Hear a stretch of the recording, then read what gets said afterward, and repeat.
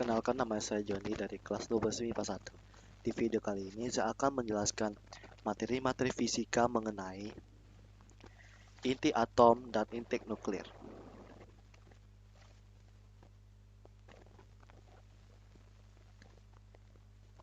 Pada materi kali ini, di inti atom dan intake nuklir terbagi menjadi tiga. Yang pertama itu karakteristik inti atom, yang kedua radioaktivitas, dan yang ketiga aplikasi intake nuklir dan proteksi radiasi.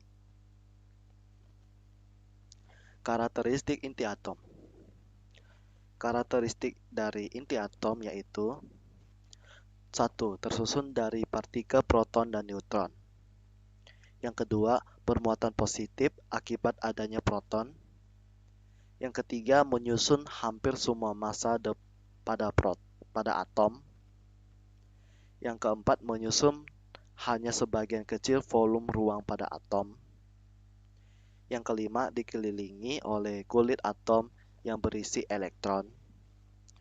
Yang keenam, pada unsur radioaktif, inti atomnya tidak stabil dan dapat meluruh menghasilkan atom unsur lain.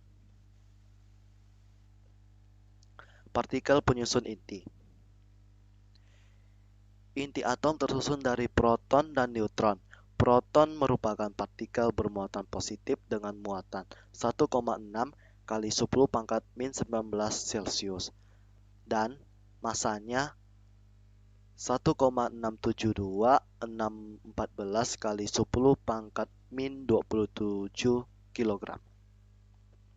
Neutron merupakan partikel tidak bermuatan dan bermassa atas elektron. Elektron bermuatan 1,6 kali 10 pangkat min 19 Celcius dan bermassa 9,10953 kali 10 pangkat min 31 kg. Ini merupakan gambar dari partikel penyusun inti. Yang berwarna hijau ini merupakan elektron, yang berwarna merah ini proton, dan yang berwarna putih ini neutron.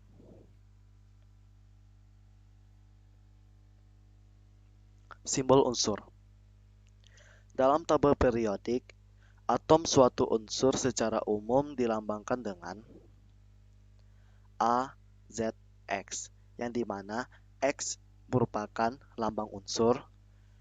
A yang terdapat di bagian atas X ini merupakan nomor massa, dan Z yang terdapat di bawah X ini merupakan nomor atom.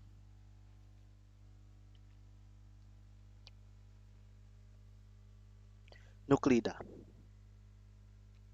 Nuklida adalah suatu jenis tertentu nukleus atom, atau lebih umum di sebuah aglomerasi proton dan neutron. Isotop adalah bentuk dari unsur yang nukleusnya memiliki nomor atom yang sama, tetapi jumlah proton di nukleus dengan massa atom yang berbeda karena mereka memiliki jumlah neutron yang berbeda. Di sini dapat kita lihat yang bagian A ini merupakan isotop. Isotop yaitu unsur-unsur yang memiliki nomor atom sama tetapi memiliki nomor massa berbeda. Di situ ada contohnya yaitu 6C12 sama 6C13. Di situ dijelaskan bahwa nomor atomnya yang sama, yang bagian atas itu sama nomor atomnya, tetapi nomor massanya itu berbeda. Nomor massanya itu yang di bawah. Yang kedua itu isobar, yaitu unsur-unsur yang memiliki nomor massa yang sama tetapi memiliki nomor atom yang berbeda. Ini merupakan kebalikan dari isotop. Seperti contoh yang di bawahnya ini, itu 6C14 dan 7N14. Di situ sudah dijelaskan bahwa nomor massanya yang sama tetapi nomor atomnya itu berbeda. Yang C merupakan isoton, yaitu unsur-unsur yang memiliki jumlah neutron sama tetapi memiliki nomor atom yang berbeda. Seperti contoh yang di bawah. Di situ 6 C13 dan 7N14. Jika kalau misalnya kita kurangkan, itu 6 kurang 13 itu 7, dan 7 kurang 14 itu tetap 7. Jadi neutronnya itu sama. Energi ikatan inti. Massa total inti atom ternyata lebih kecil daripada massa partikel penyusun. Hal ini menunjukkan bahwa pada pembentukan inti ada sejumlah massa proton dan neutron yang hilang. Massa yang hilang berubah menjadi energi yang mengikat proton dan neutron menjadi inti atom. Energi ini disebut energi ikat inti.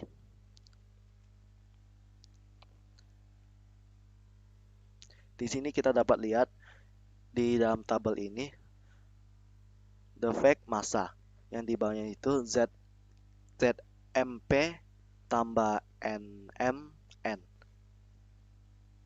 sama dengan M inti. Atau di energi ikat inti itu E1 sama dengan delta M dalam kurung 9315 MeV atau SM per SMA. Kalau di energi ikat per nukleon atau dalam kurung En itu EI per A.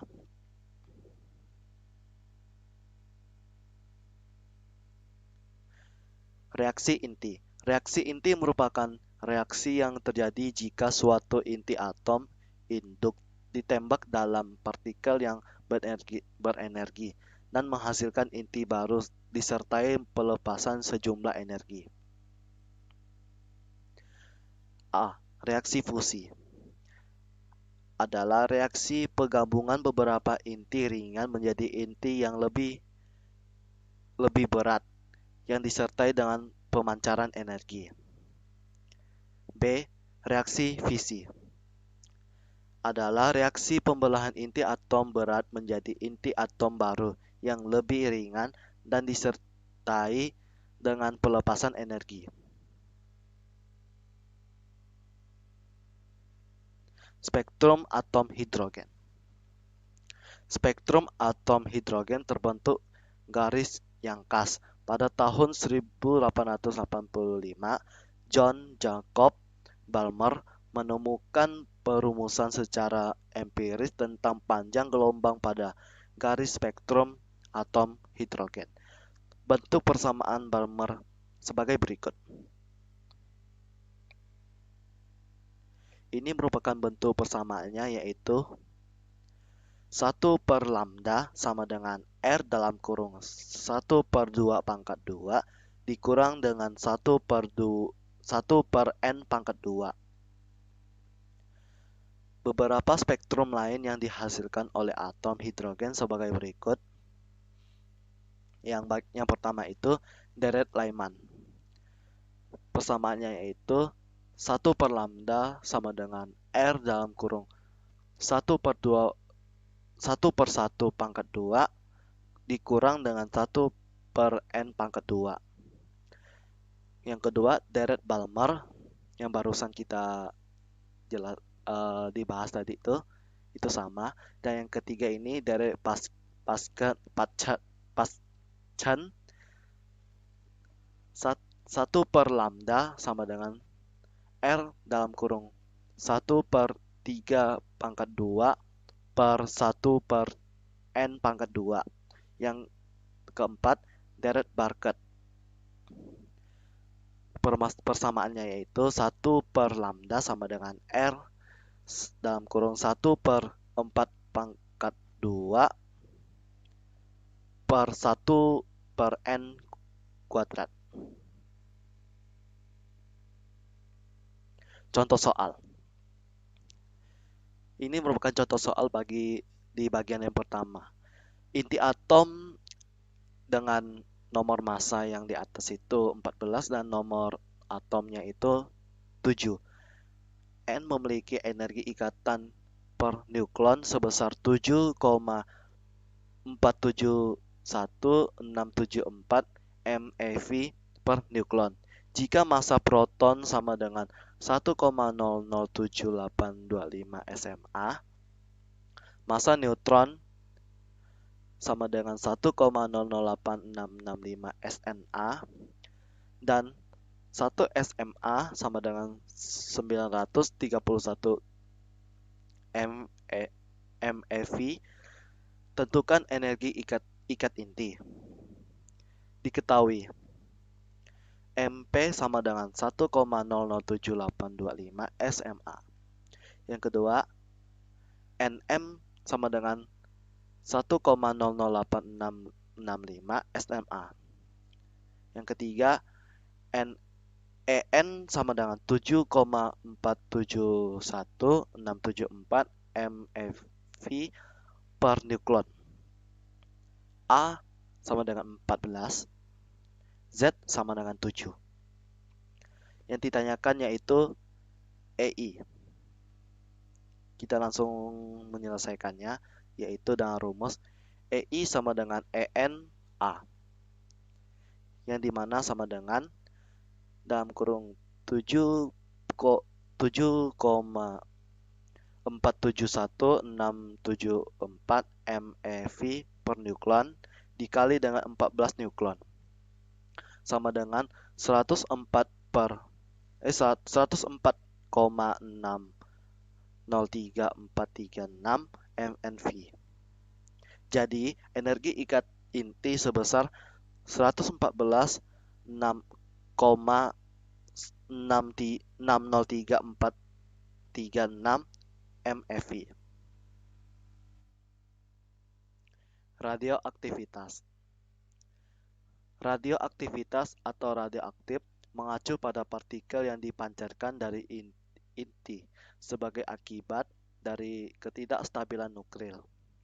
Karena inti atom mengalami konflik yang intens antara dua gaya terkuat di alam, maka tidak mengherankan jika terdapat banyak isotop nuklir yang tidak stabil dan mengeluarkan semacam radiasi. Inti atom yang tidak stabil akan secara spontan terurai membentuk inti dengan stabilitas yang lebih tinggi. Proses dekomposisi disebut dengan radioaktivitas. Energi dalam partikel yang dilepaskan selama proses dekomposisi disebut radiasi. Ketika inti atom yang tidak stabil terurai di alam, proses ini disebut sebagai radioaktivitas alami. Maka inti yang tidak stabil disiapkan di laboratorium, penguraiannya disebut dengan radioaktivitas terinduksi.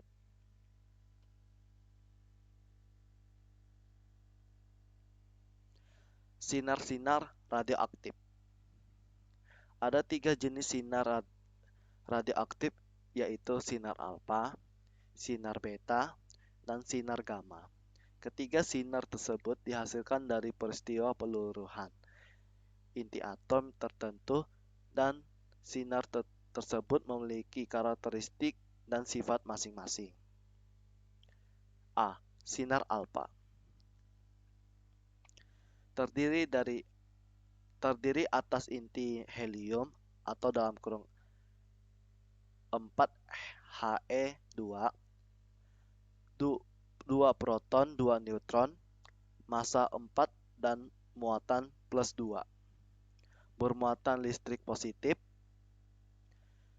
dibelokkan oleh medan magnet maupun medan listrik. Daya tembus relatif kecil, tetapi daya ionisasi sangat besar. Berkurang 4, dan ini contoh ionisasinya. AZX terionisasi dengan 4 dan dengan nomor masanya 4 dan nomor atomnya 2, dan helium ditambah dengan A yang terionisasi 4 dan Z terionisasi dengan 2. Sinar beta terdiri atas elektron dalam kurung OE-1 yang berasal dari inti atom massa 1/1850, bermuatan listrik negatif atau dalam kurung negatif 1, bisa dibelokkan oleh medan magnet maupun medan listrik. Daya tembus lebih besar jika dibandingkan dengan sinar alfa, tetapi ionisasinya lebih kecil dibandingkan daya ionisasi sinar alfa. Sinar beta tidak mampu menembus pelat tipis yang terbuat dari aluminium. Bila suatu atom memancarkan sinar beta, maka nomor atom tersebut bertambah 1 dan nomor masanya tetap. Sinar gamma. Sinar ini berupa gelombang elektromagnetik yang disebut dengan foton. Tidak memiliki muatan listrik, tidak memiliki massa, tidak bisa dibelokkan oleh medan magnet maupun medan listrik. Daya tembus sangat besar dan sebaliknya, daya ionisasi sangat kecil. Bila suatu atom memancarkan sinar R atau sinar gamma, maka nomor atom dan nomor massa tetap.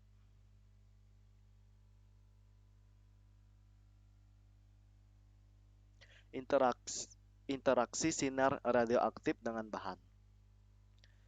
Serapan dan pelemahan. Jika seberkas sinar radioaktif dengan intensitas I0 dilewatkan pada sebuah keping dengan tebal X, intensitas sinar radioaktif itu akan melemah secara eksponensial sesuai persamaannya. Di sini ada dua persamaan. Yang pertama itu I sama dengan I0E pangkat min mu X, atau dalam persamaan yang lain I per I0 sama dengan dalam kurung 1/2 pangkat X per X 1/2. B. Ketebalan paruh atau HVL. Pada suatu kondisi, intensitas sinar radioaktif setelah melewati bahan menjadi setengah dari intensitas mula-mula. Persamaannya sebagai berikut. X 1/2 sama dengan 0,693 per mu. Contoh soal. Massa unsur radioaktif suatu fosil ketika ditemukan 0,5 gram, diperkirakan massa unsur radioaktif yang mengandung mula-mula adalah 2 gram. Jika waktu paruh radioaktif tersebut adalah 6.000 tahun, maka umur fosil tersebut adalah diketahui N sama dengan 0,5 gram, N0 sama dengan 2 gram, T 1/2 sama dengan 6.000 tahun. Yang ditanya itu T. Kita langsung mengerjakan dengan rumus N sama dengan N0 1/2 T per T 1/2,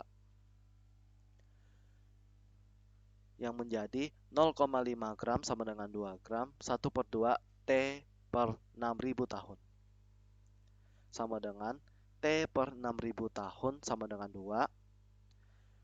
T sama dengan 2 kali 6.000 tahun, maka hasilnya itu 12.000 tahun. Aplikasi IMTEK nuklir dan proteksi radiasi. Yang pertama itu aplikasi IMTEK nuklir di bidang energi. A. Reaktor fusi. Reaktor fusi adalah suatu instalasi untuk mengubah energi yang terjadi pada reaksi fusi menjadi energi panas atau listrik yang mudah dimanfaatkan. Reaksi fusi merupakan reaksi penggabungan inti atom ringan, misalnya reaksi antara deuterium dan tritium. Deuterium sangat melimpah di alam, namun tritium tidak ada di alam ini. Oleh karena itu, bahan yang mengandung Li6 digunakan sebagai selimut. Selanjutnya direaksikan dengan neutron yang terjadi dari reaksi fusi untuk menghasilkan tritium, sehingga diperoleh siklus bahan bakar. Sistem reaktor fusi terdiri dari bagian plasma, teras, selimut, bejana vakum, magnet superkonduktor, dan lain-lain. Dibandingkan dengan reaktor fusi tidak akan mengalami lepas kendali dan sedikit menghasilkan produk radioaktif, sehingga memiliki tingkat keselamatan yang tinggi. Reaktor fisi. Reaktor fisi merupakan instalasi yang dihasilkan oleh daya panas secara konstan dengan memanfaatkan reaksi fisi berantai. Istilah ini dibedakan dengan reaktor fusi yang memanfaatkan panas dari reaksi fusi. Dimungkinkan adanya reaktor yang memadukan kedua jenis tersebut.